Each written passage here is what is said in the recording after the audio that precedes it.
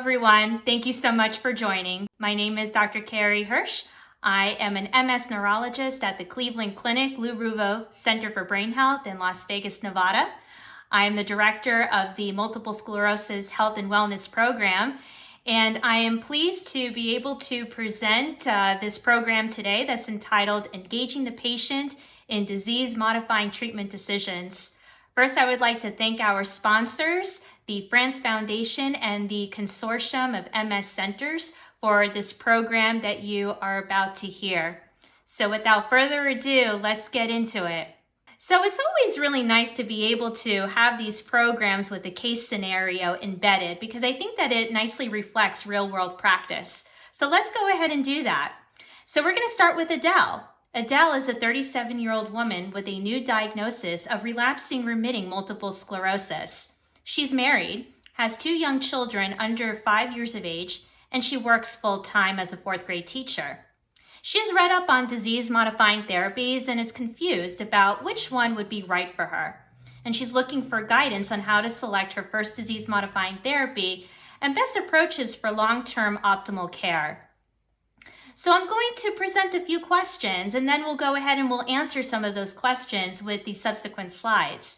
The first question: how do you begin the conversation about an initial disease-modifying therapy? And the second question: what are some important factors to discuss? And lastly, who makes up the multidisciplinary team to provide long-term comprehensive care? So the multifaceted makeup of the MS neurotherapeutic landscape is growing in complexity in terms of administration, effectiveness, tolerability, and safety profile. And there's been an explosion of new disease-modifying therapies, especially over the past 10 years, with 8 new disease-modifying therapies over the past 3 years alone. And while this plethora of new agents creates more choices for the patient and the care partner, disease-modifying therapy selection can still be daunting and confusing with the vast array of available therapies, which may delay treatment. Therapy selection is therefore a balancing act, weighing between a more favorable safety risk profile of lower effective therapy against the higher potential safety risks of a more highly effective therapy. And as stated before, the complexity of choices may lead to patient uncertainty and confusion, resulting in barriers to treatment initiation and adherence. So for the long-term management of chronic conditions such as MS, physicians are moving away from a model of making treatment decisions for the patient, otherwise known as paternalistic decision-making approach, to more of a shared decision-making model, which warrants a comprehensive review of patient preferences. Shared decision-making models promote better long-term outcomes for patients and are especially important for those with relapsing forms of MS for which multiple reasonable treatment options exist. And there are a variety of key factors that should be considered when deciding on an initial disease-modifying therapy or when switching to an alternative agent. In addition to considering the effectiveness, the tolerability, and the important safety considerations for a particular disease-modifying therapy, other important key considerations include things like access to care, such as cost, or whether the person has access to an infusion facility if an IV disease-modifying therapy is being considered. Lifestyle issues, such as the ability to take off of work if the patient has to go to an infusion facility for an IV medication. Family planning and ability for the patient to adhere to the treatment schedule. All of these factors are crucial components to consider for individualized, personalized care. So evaluating patient preferences is a crucial step in shared decision-making in relapsing forms of MS, and it's one that may significantly affect patients' initial and long-term compliance with disease-modifying therapies, according to a published study in June 2014 in the Journal of Neurological Sciences by Dr. Wilson and colleagues. So they performed a conjoint analysis which looked at the trade-off between risks and benefits for preference-sensitive treatment choices that are important to decision-making regarding disease-modifying therapies. And specific goals of this study were to calculate the relative patient preference for current risk-benefit attributes of hypothetical disease-modifying therapies and to quantify patient willingness to accept certain disease-modifying therapy-associated risks for certain benefits. So between 2012 and 2013, 289 patients with relapsing remitting MS completed a choice-based conjoint analysis survey. The mean age of patients was 42 years of age, which is a common age for patients who are initiating a disease-modifying therapies. 76% were female and 78% were Caucasian. And to model the decision-making process and trade-offs of patients choosing disease-modifying therapies, the investigators based the survey on all possible disease-modifying therapy attributes. And a mixed effects logistic regression allowed the analysis of patient preferences and estimation of maximum acceptable risk trade-offs for various disease-modifying therapy benefits. And the most preferred benefit was symptom improvement, followed by prevention of progression at 10 years, and then by daily oral administration. And the authors noted that the high desire for symptom improvement, which is not satisfied by disease-modifying therapies, may affect the patient's desire to initiate treatment with disease-modifying therapies and remain adherent to it. So additionally, the patient's clear preference for symptom improvement in this survey study acts as a reminder to healthcare providers that focus on a symptomatic management is vitally important in addition for disease-modifying therapy discussions. Multidisciplinary care is a cornerstone for optimal long-term outcomes in patients with complex needs. And as seen in this graphical illustration, at the core of the multidisciplinary care unit is the patient, surrounded by the neurological healthcare team, such as the MS healthcare provider, the MS nurse, the physical, occupational, and speech therapist, and physical medicine and rehabilitation. And then on the outside perimeter are specialists that are outside of the neurology healthcare team who still play key roles in MS management, such as urologists, OBGYN physicians, orthopedists, cardiologists, and of course the primary care physician. So altogether, each contributes a significant role and unique counsel with one primary goal in mind: to provide the optimal long-term care for the MS patient. Further, counseling around disease-modifying therapy selection can also be augmented by other key players of the multidisciplinary care unit besides the MS clinician. So nurses who are well-trained in MS, social workers, and health psychologists can also assist in both the initial and subsequent conversations around disease-modifying therapy initiation and long-term monitoring to enhance adherence to therapy. So let's move on with our initial case. Let's talk about Adele again. So Adele starts interferon beta-1a subcutaneously and initially does well. But at a routine follow-up appointment 6 months later, she reports recent issues with blurriness and balance. During the visit, Adele states that she stopped taking her disease-modifying therapy 3 months ago due to intolerable injection site reactions. Here are some follow-up questions on our first case scenario. So question 1, what are some important factors to discuss regarding initial disease-modifying therapy selection? And the second question, who makes up the multidisciplinary team to provide comprehensive care? Adherence can be a challenge to the patient. There are many reasons why a patient may not adhere to a course of therapy, which includes depression and cognitive impairment, and a perceived lack of efficacy that may stem from a lack of understanding of the appropriate expectations of treatment, such as some patients feel that if they don't feel better, or if there is a lack of noticeable improvement, the patient is failing therapy. Other potential contributions to non-adherence include adverse events and intolerability, inconvenience of dosing, and needle phobia. A study conducted in 2010 actually showed that patients who discontinued treatment tended to do so within the first 12 months of therapy. Further, there was a clear relationship between poor adherence and reduced efficacy, resulting in further poor adherence, creating a negative cycle of poor disease control.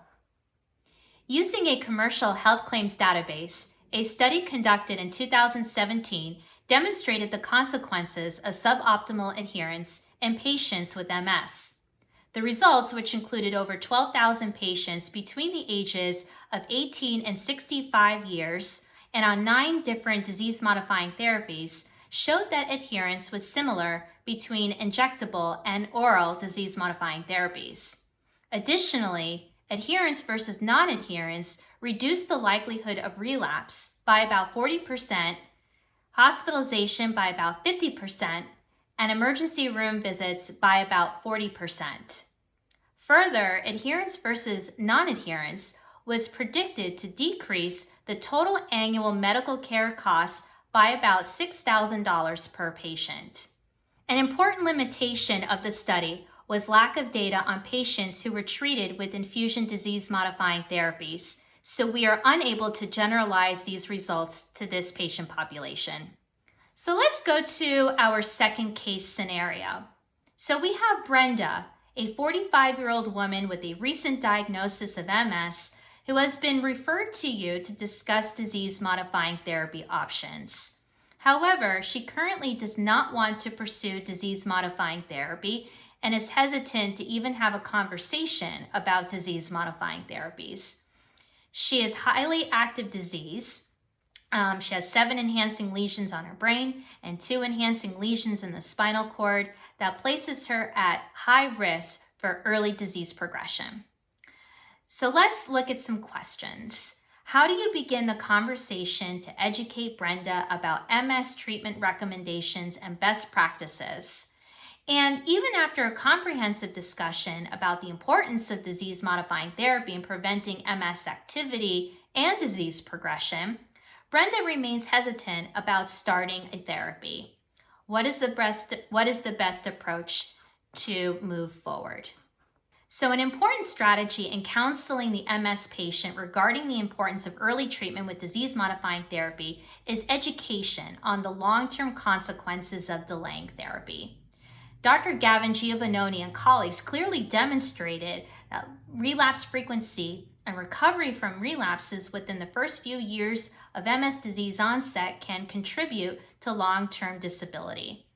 Further, early intervention at the time of diagnosis via disease-modifying therapy initiation clearly showed reduced risk of disability progression compared to later and no treatment.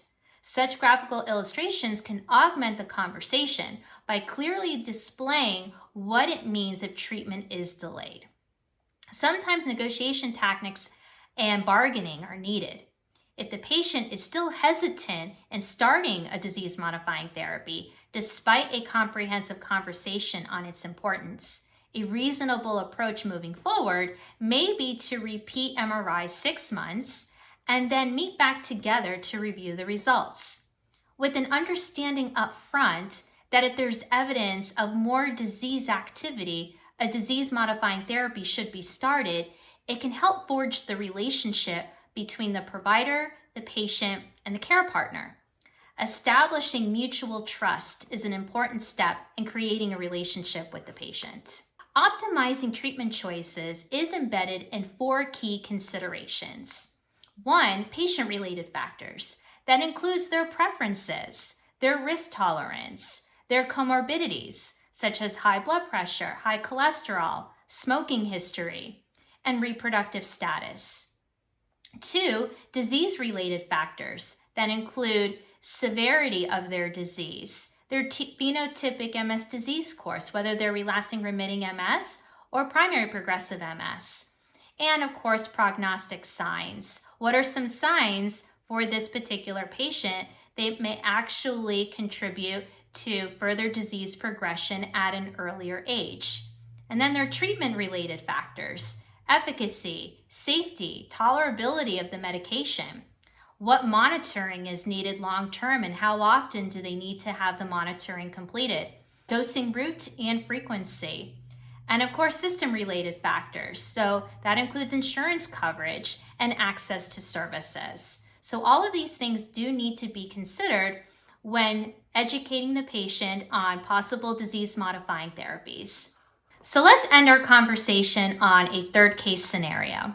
So we have Simon, who is a 56-year-old man with a long-standing history of multiple sclerosis. He recently lost his job as a food server and no longer has medical insurance. With no current steady source of income, he and his wife are struggling to make ends meet. He is afraid he won't be able to afford his DMT anymore, which has stabilized his disease course over the past 5 years.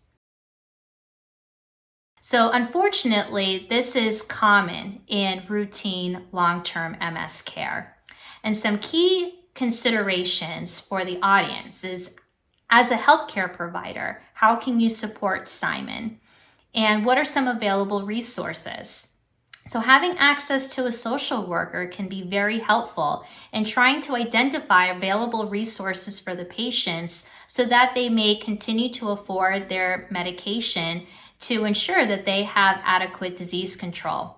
And then there are other organizations outside of your center, such as the National MS Society and the MS Association of America, that have plenty of patient assistance programs that are available. So having a conversation with the patient and the care partner and doing a needs assessment will be able to help identify what the patient currently needs in order to maintain proper and good health.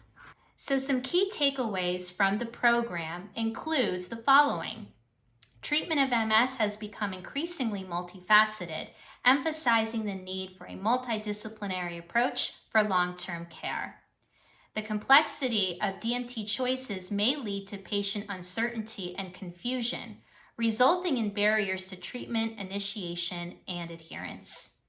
Healthcare providers are moving away from a model of making treatment decisions for the patients to a shared decision-making approach that takes patient preferences into consideration. And lastly, shared decision-making can promote better outcomes and are especially important for patients with relapsing forms of MS because multiple reasonable treatment options exist.